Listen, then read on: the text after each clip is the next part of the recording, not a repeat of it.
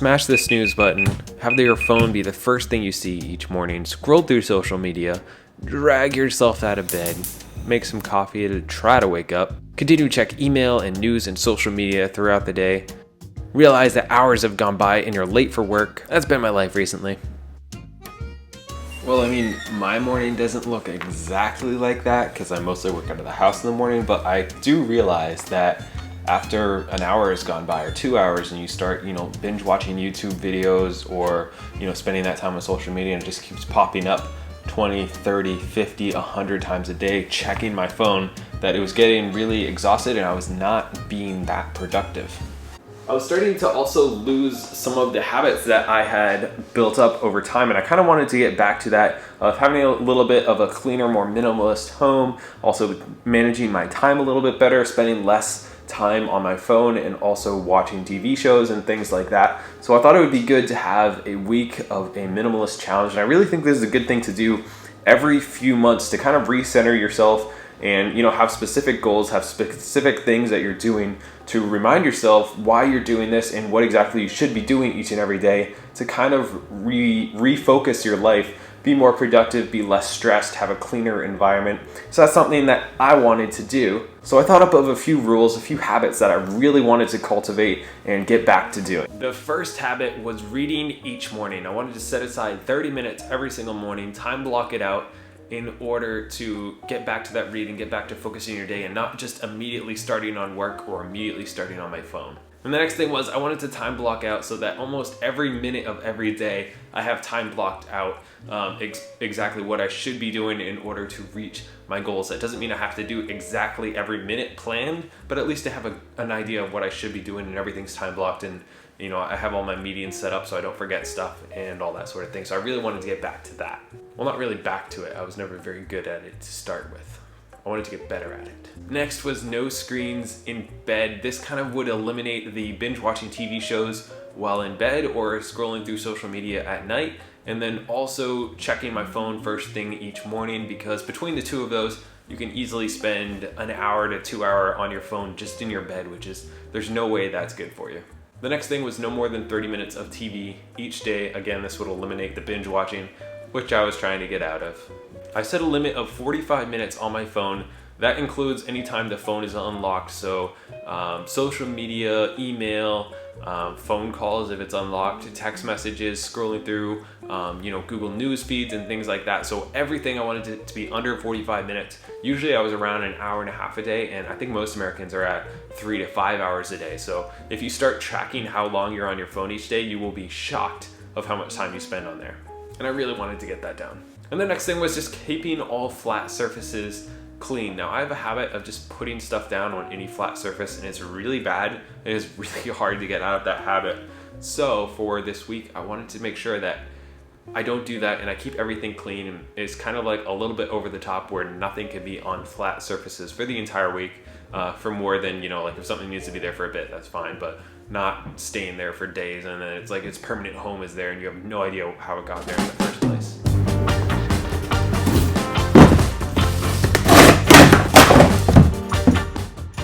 I want to say thank you to Ovalware for sponsoring this episode and also hooking me up with these awesome cups and this kettle. Really appreciate it. So if you guys want to check out their stuff, I'm going to link it down in the description. There's going to be a discount code if you guys want to get some stuff. And again, thank you very much for sponsoring this episode, Ovalware. Really cool stuff. I'll link their Instagram and stuff too if you guys just want to check them out. Because of not watching stuff at night and then not being on my phone in the morning and then reading, I'm actually having a lot more time throughout the day and I'm being a lot more productive because I'm getting up at 7:30, sometimes 7. It depends on when I go to bed at night, but I've been going to bed earlier because I haven't been spending that time watching something to relax. So I'll watch like one show and then read, as opposed to watching one show and then binging 3 more as I'm laying in bed trying to fall asleep. So I think that really has helped a lot, and it's really added a lot of time to my day. If you guys have never had like quality coffee before, I'd recommend going out and like finding a local roaster and trying theirs, and you kind of look through, like they'll probably have different flavor profiles, which like as opposed to light, medium, dark, they'll have like hazelnut, peanut butter, chocolate, like all these different flavor profiles where it's not like actually flavored coffee, but it has like different notes of different things. And I think that's a lot more enjoyable experience. Anyways, you never realize how long you're on your phone until you start to track it. I got this tracking app called Stay Focused. So pretty much all it does, it doesn't do anything that I know of. All it does is show up and say you've been on 3 minutes and 33 seconds and you've opened your phone 4 times today. So it just kind of tells you that. And throughout the day when you get up to like, oh, I've opened my phone 56 times and I've been on for 37 minutes, it's 1 o'clock in the afternoon, I better slow down because there's like a lot of time that I'm investing in this. And I do use it for work and things like that. But a lot of the time it's just mindlessly when you have 5 minutes to kill somewhere, as opposed to looking around, thinking, being with yourself, just chilling, enjoying the environment around you. You end up whipping out your phone, just checking random stuff that just really doesn't matter. Anyways, we'll see how the rest of the week goes. All right.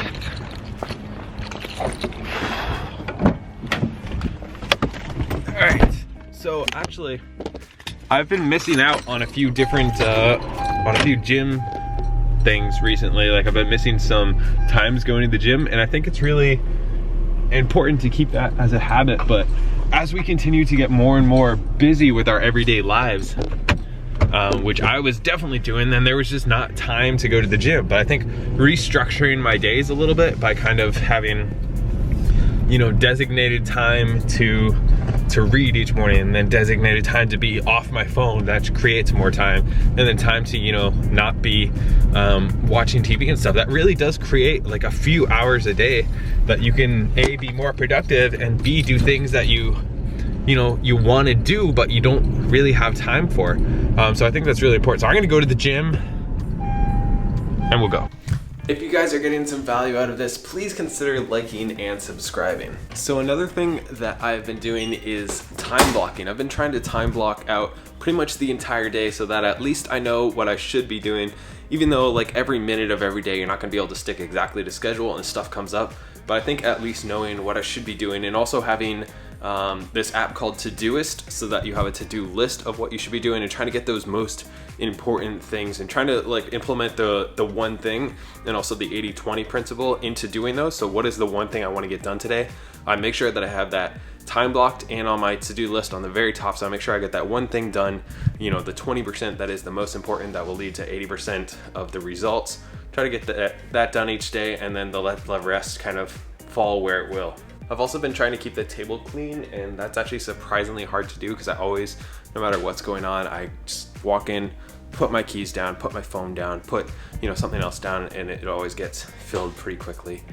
So that's been something that's a little bit difficult to do. Something that has helped me a lot is like when mail comes in, I just try to deal with it immediately. If there's like trash, I'll just throw that out, and then the other stuff, I want to get like a basket or something to put it in so that I can deal with it like once a day or once a week or something like that, because I really don't need to do it every day. But try not to just let things get stacked up, and that can even be when I go out and I come back and I have like a Tupperware from lunch, instead of just putting it on the table and running to go start working or do something else, just try to deal with it right away and just put stuff away. So taking that few minutes a few times a day, again, as opposed to letting everything build up and then having to go through and declutter everything all the time. So that's just something that, I don't know, it's been kind of hard to do because it's really easy to get in that habit of just putting stuff down, and that goes with like any flat surface. It just accumulates stuff. But just trying to form those habits of everything has a place and nothing is allowed to be on here for X amount of days has really helped me jumpstart this. But actually, as I've been doing all this and scheduling out my time a little bit more,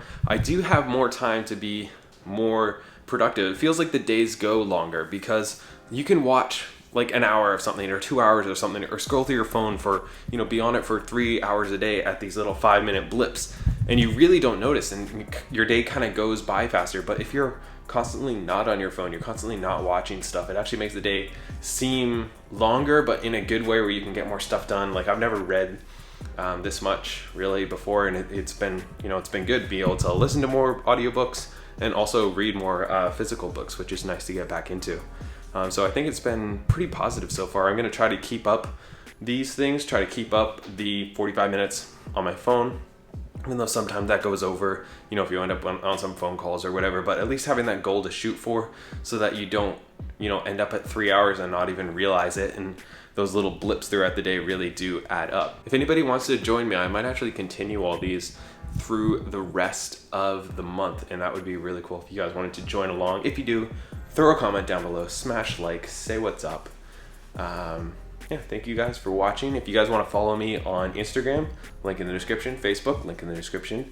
That is it.